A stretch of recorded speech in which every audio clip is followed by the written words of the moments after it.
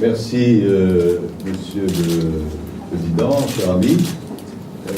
Je suis venu ici pour apporter au nom de la France notre plein soutien au processus de négociation qui a commencé.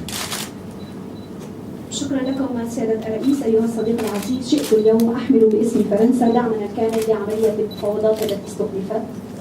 J'apporte bien sûr aussi le salut personnel et amical du président de la République française au président Mahmoud Abbas.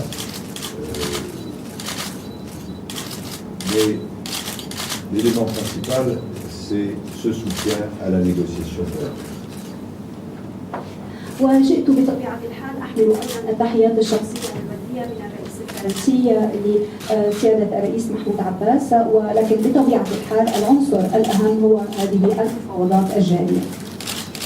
Vous avez souligné, Monsieur le Président Abbas, que la France est depuis longtemps un ami du peuple palestinien. C'est vrai, nous l'avons montré à plusieurs reprises et je vous confirme que notre analyse reste la même. Nous pensons que dans cette partie du monde, il faut aller vers la paix, qu'il n'y a pas de paix sans justice, que justice n'est pas rendue au peuple palestinien. Il faut que cette justice soit rendue au peuple palestinien pour que, à la fois, le peuple palestinien et Israël puissent vivre dans deux États en paix. Je veux saluer le sens élevé des responsabilités dont vous avez fait preuve en décidant cette négociation, et de même le sens élevé des responsabilités dont le Premier ministre Netanyahou a fait preuve, parce que ça n'était pas facile. Il y avait beaucoup d'opposition interne, externe à surmonter, et néanmoins, avec juste raison, vous avez pensé l'un et l'autre que c'était le moment et la procédure qu'il fallait choisir, et vous avez eu raison. Car même si l'on parle ces temps-ci davantage d'autres pays voisins qui connaissent des évolutions très fortes et parfois très violentes, on pense au conflit dramatique en Syrie, on pense à ce qui se passe au Liban, on pense à ce qui se passe dans un autre contexte en Égypte ou ailleurs. Même si tout ça est vrai et requiert l'attention médiatique, il demeure que la question israélo-palestinienne est une et peut-être même la question centrale de la région qu'il faut absolument régler dans un sens de la paix.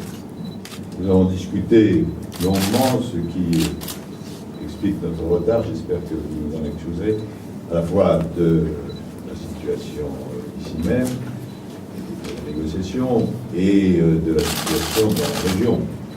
Et il y a matière à discussion. Et il faut dire que nos analyses sont extrêmement convergentes, et le plus souvent même identiques.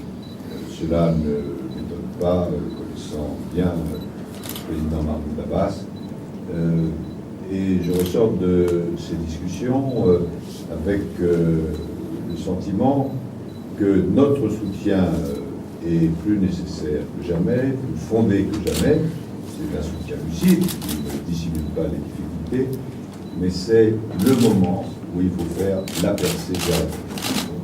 Je terminerai en disant que ce soutien n'est pas simplement un soutien politique, c'est aussi bien évidemment un soutien économique, un soutien financier. C'est le sens des deux accords que j'ai signés. L'un qui attribue une dotation budgétaire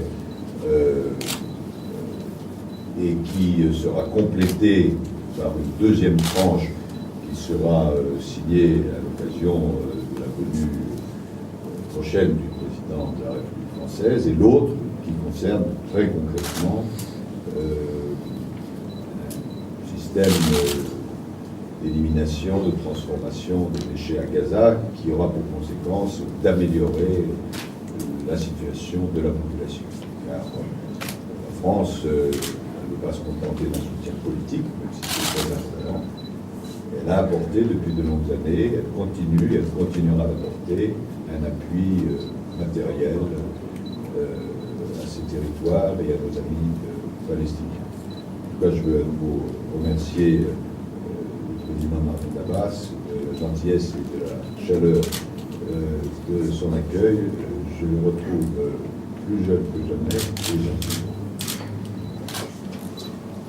En ce qui concerne la colonisation, la position de la France est bien connue.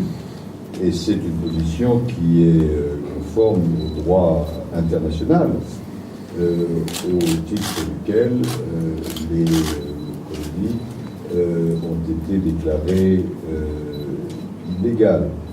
Et la France se conforme à cette position du droit international. En plus, évidemment, il est très important dans une négociation comme celle qui a commencé que non seulement des gestes de confiance soient faits, mais qu'il n'y ait pas de gestes de défiance. Et c'est dans ce contexte-là qu'il faut aussi apprécier les décisions qui peuvent être prises en matière de colonisation.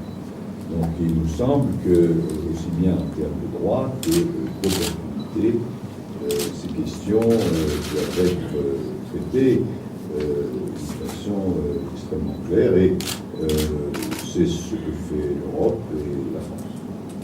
Deuxième point, votre question était est-ce que dans le contexte troublé qui existe dans la région, est-ce que cela rend plus ou moins nécessaire les négociations et leur aboutissement? Je réponds de manière extrêmement claire.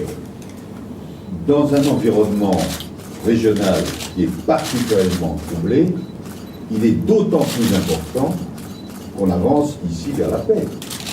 D'abord parce que si ces négociations aboutissent, ce sera un coup de tonnerre en faveur de la paix.